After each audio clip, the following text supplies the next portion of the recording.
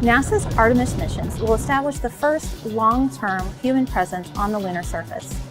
Living and working on the lunar surface will require using resources that are already present there, like water ice, which can be used for life support and fuel.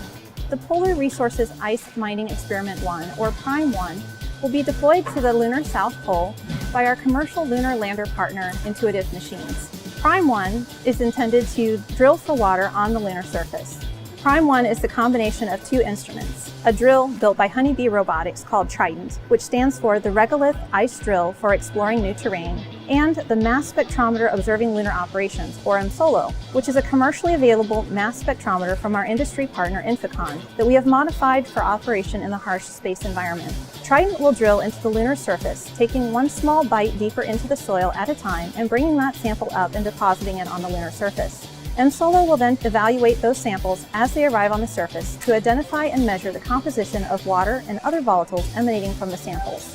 The objective of PRIME-1 is to inform NASA's plans for mining resources on the lunar surface, as well as mission operations for a future NASA lunar rover mission called Viper. So how will we extract water on the moon? The PRIME-1 mission will set the foundation for future resource utilization on the moon, a key component for the success of upcoming Artemis missions, as well as expanding human exploration of our solar system.